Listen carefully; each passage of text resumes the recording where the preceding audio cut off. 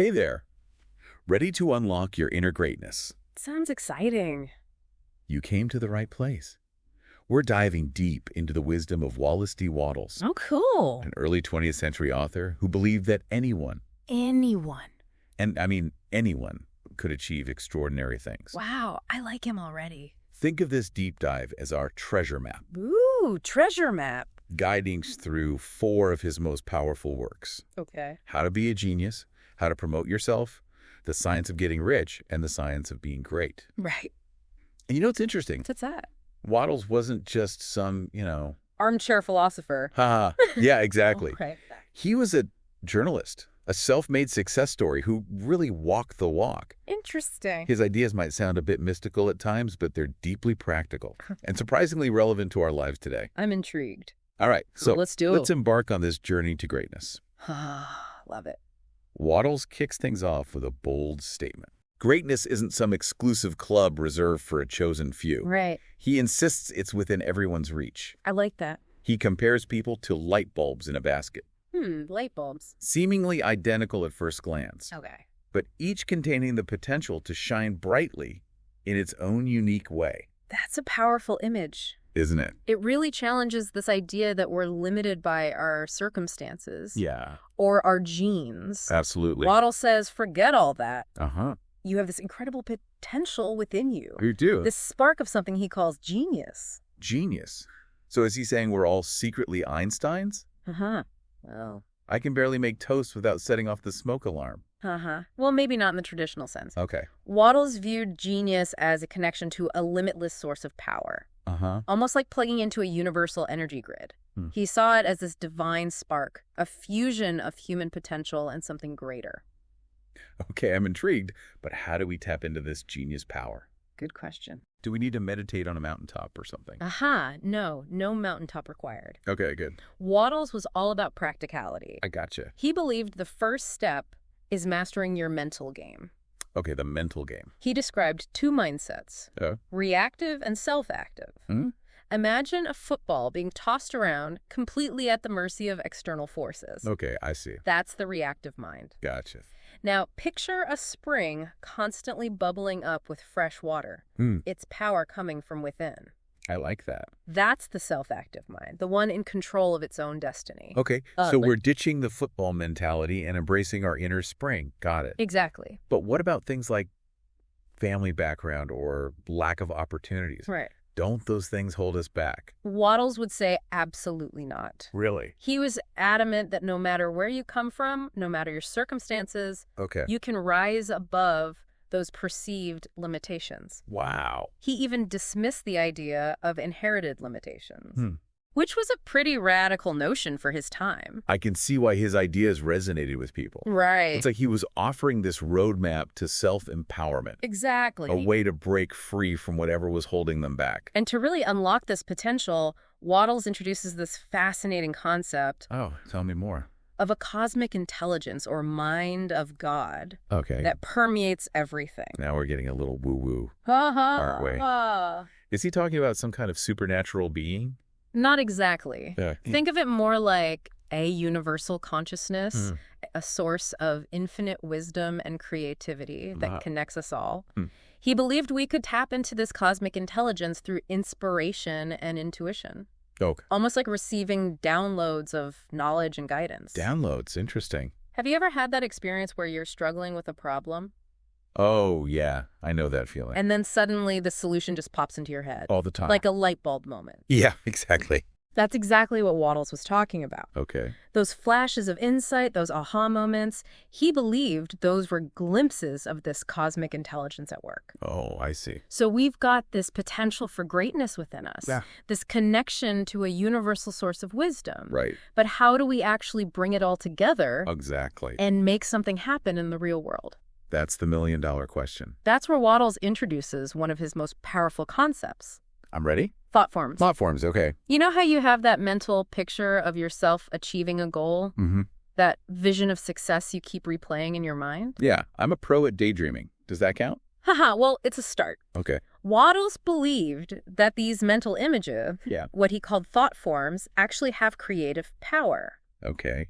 He claimed that when we hold a thought with enough conviction, with unwavering faith, it can actually manifest into reality. Wait, so he's saying our thoughts can shape our reality. He is. That's some next-level stuff.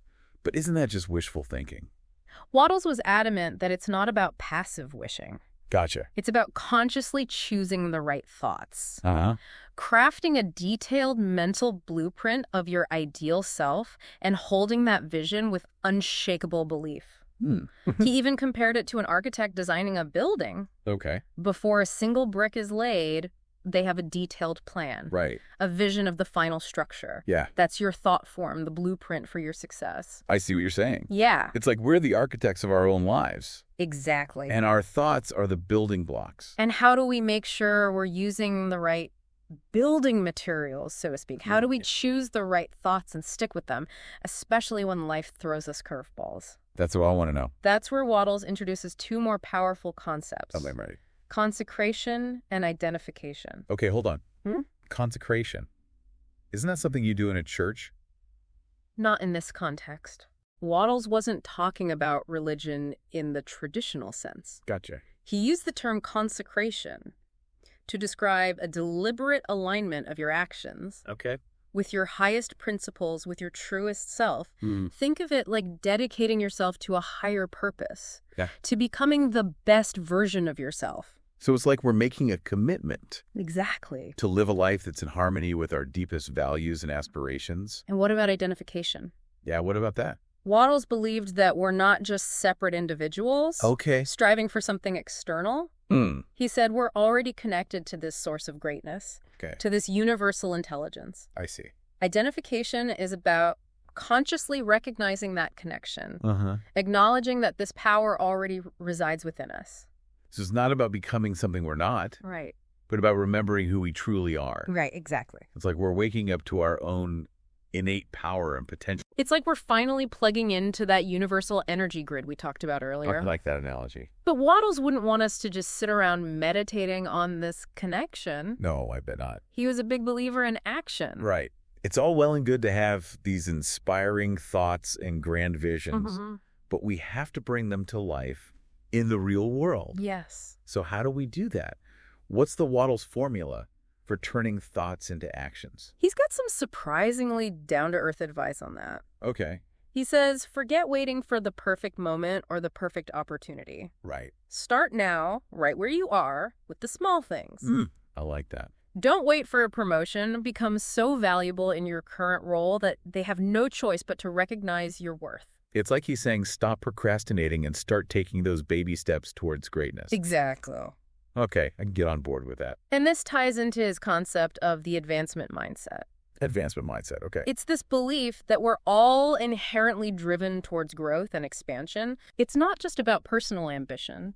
It's a universal principle that applies to every aspect of life. Okay. From business to relationships to our own inner development. Okay, so we're embracing this advancement mindset, taking action and moving towards our goals. Right. But what about the practical side of things? Like what? What about money? I mean, let's be real. Most of us aren't trying to achieve greatness just for the warm, fuzzy feeling. True. We want to create a life of abundance, of prosperity. Sure. What did Wattles have to say about that? He actually wrote a whole book on the subject. Right. The Science of Getting Rich. Okay. And his approach was pretty revolutionary. Okay, tell me more. He argued that true wealth doesn't come from competing with others or trying to grab a bigger piece of a limited pie. So it's not about that dog-eat-dog mentality. Exactly. He believed that competition is actually counterproductive because it's based on a scarcity mindset. Okay. This idea that there's only so much to go around. Instead, he advocates for a cooperative approach, tapping into the limitless abundance of the universe. That's a pretty radical idea. Is that? But how do you actually do that? How do you shift from a scarcity mindset to an abundance mindset? Right. Especially when it feels like everyone's fighting for the same resources? Wattles outlines a step-by-step process in his book. Okay. He talks about the importance of having a clear mental picture of what you want, of cultivating gratitude for what you already have, and of acting in a way that's aligned with your goals and values. So it's more than just wishing and hoping for riches to fall into your lap. Absolutely. He emphasizes the importance of right action, Okay. of doing your part to bring your vision into reality. Gotcha. He even suggests that money itself is drawn to those who embody this mindset of abundance. Wait, money has a mind of its own. Well, not literally. Okay, yeah. But he's using this metaphor to illustrate the idea that everything in the universe, even inanimate objects, are part of this interconnected web of energy and consciousness. I see. And when we align ourselves with that creative power, Yeah. abundance flows into our lives naturally. Okay. I think I'm starting to get it. Good. So we're not just aiming for personal wealth, Right. but we're becoming conduits for this universal abundance, right? Precisely. That's interesting. And this is where Wattles' ideas get really interesting. Okay. He believed that true success is about more than just accumulating wealth for ourselves. It's about making a positive impact on the world, Okay. about contributing to the greater good. It's like he's saying that when we tap into this universal abundance, Yeah.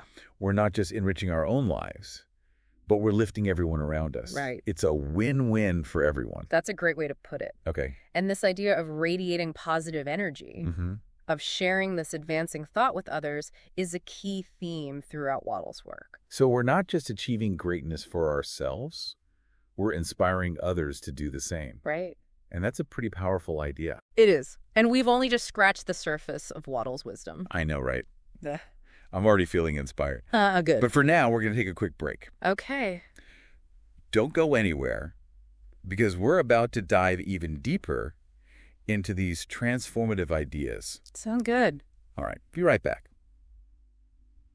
Welcome back to our deep dive into the world of Wallace D. Wattles. Before the break, we were talking about this fascinating idea of tapping into universal abundance. Yeah. And radiating this advancing thought to everyone around us. Right. Now, I don't know about you, but I'm starting to feel like we need a little more than positive thinking to achieve true greatness. I hear you. What about the practical stuff?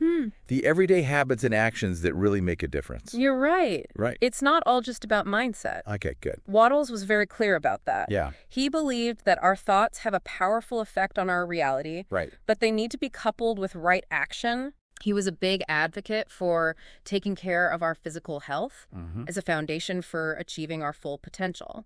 Didn't he write a whole book about that? He did. Something like The Science of Being Well. Exactly. Right. And it's full of practical advice on how to live in alignment with natural laws to achieve optimal well-being. Interesting. He was way ahead of his time, talking about things like the importance of fresh air, exercise, and getting enough sleep. Yeah. Things we now consider common sense. Okay, that makes sense. Yeah. But he also had some pretty unconventional views, right? Yeah. Like his belief that people should eat whatever they want whenever they're hungry. That goes against a lot of what we hear about healthy eating today. It does. Yeah. But his point was that we should listen to our bodies and eat in a way that feels natural and satisfying. Okay. He believed that our bodies have an innate wisdom. Yeah. And that we should trust our intuition when it comes to food. That's a really interesting perspective. It's like he's saying we should tune out all the noise and reconnect with our own inner guidance system. And that applies not just to eating, but to all aspects of health. Okay. He was a big believer in the power of positive thinking when it comes to our well-being. He even went so far as to say that we can receive health directly from God. Okay, now that's a pretty bold statement. It is. How did he explain that? He believed that this universal life force, this cosmic intelligence we talked about earlier, is the source of all healing and vitality. Okay. And when we align ourselves with that power, when we cultivate a positive mental attitude towards health, we open ourselves up to its healing influence. It's like our thoughts are literally shaping our physical reality. Exactly. Wow. And he stressed the importance of not just thinking about being healthy, but also acting in a way that supports our well-being. So it's a combination of mindset and action, just like we were talking about earlier. Yeah. It's like a dance between our inner and outer worlds. That's a beautiful way to put it. Now, shifting gears a bit, we've talked about achieving greatness and taking care of our health. Yeah. But there's another aspect of Wattles' work that I find particularly intriguing. Oh, what's that? His ideas about self-promotion. Self-promotion. Isn't that a bit, well, self-centered? I know what you mean.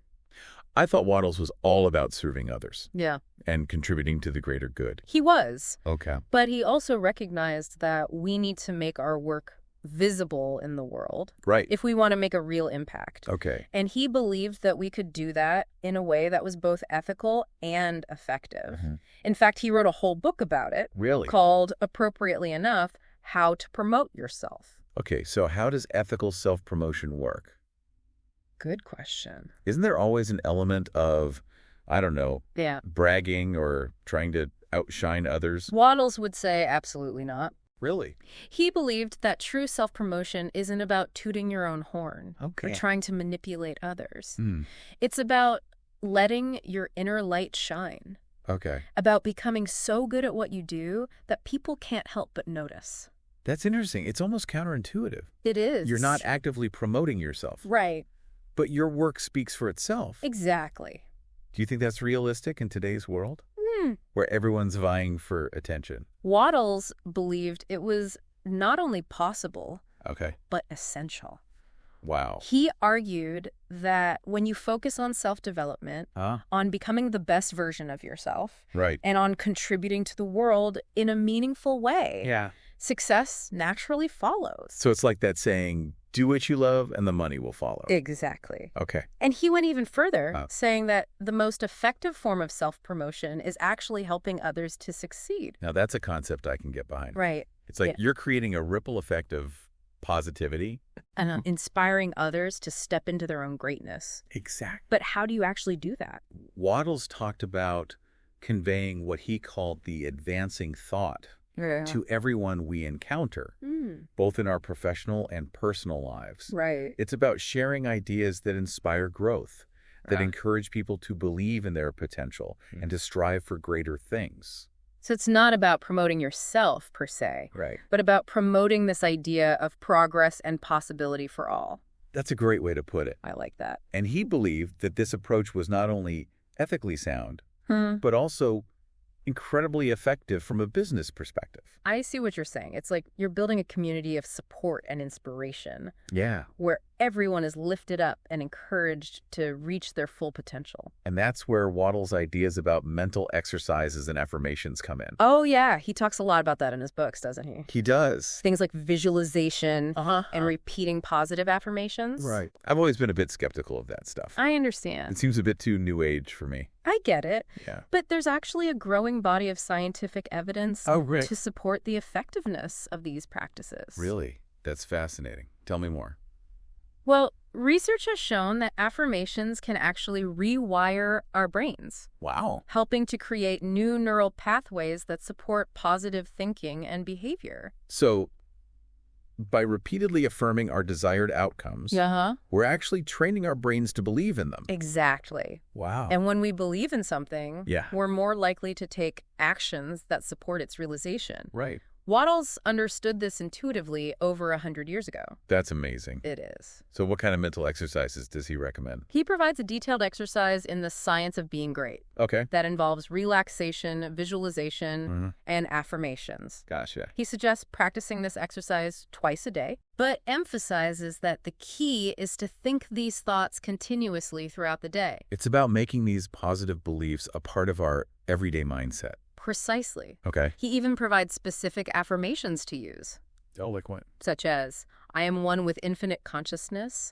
there is but one mind, Okay. and I am that mind. Wow, those are some pretty powerful statements. They are. Yeah. And by repeating them regularly, we can begin to embody these truths in our own lives. It's like we're literally speaking our reality into existence. That's the power of Wattles' philosophy. It is pretty amazing. He believed that we have this incredible power within ourselves, this connection to a universal force that can help us to achieve anything we set our minds to. It's a message of hope and empowerment. Yeah, it is. That's just as relevant today as it was a century ago. Absolutely. And it's a message that can transform our lives in profound ways if we're willing to embrace it. Well, we've covered a lot of ground here today. From the nature of greatness to the power of thought, Yeah. the importance of health and self-promotion. Right. And we've even touched on some pretty mind-blowing concepts. We have. Like cosmic intelligence and thought forms. It's been quite a journey. It really has. But there's one more fascinating aspect of Wattles' work that I think is worth exploring. I'm all ears. What is it? His ideas about the creative process and the importance of intuition. Yes. He talks about that in How to Be a Genius, doesn't he? He does. I'm curious to hear your take on it. Well, Wattles believed that true genius isn't about logic or intellect alone. Okay. It's about tapping into this deeper source of wisdom and creativity that resides within us all. It's like we're all artists in a way. Yeah. Creating our lives with each thought. Right. Each action. That's a beautiful way to put it. Thanks. And he believed that this creative power is accessible to anyone who's willing to cultivate it. So how do we do that? Good question. How do we tap into this wellspring of creativity and intuition? Wattles outlines a few key practices in his book. Yeah. He talks about the importance of spending time in nature, of cultivating stillness and silence, and of paying attention to our dreams and intuitions. That makes sense. Right. It's like we need to create space for those creative sparks to ignite. Exactly. Okay. And he also stresses the importance of trusting our inner guidance, even when it doesn't make logical sense. That's a tough one. It's so easy to get caught up in our heads, overthinking everything. It is. But Wattles believed that our intuition is our most powerful guide, our direct connection to that cosmic intelligence we've been talking about. So it's about learning to listen to that inner voice. Yes. That gut feeling that tells us what's right for us. Precisely. Okay. And he believed that when we do that, when we trust our intuition and act on those creative impulses, we can achieve extraordinary things. This is all so inspiring.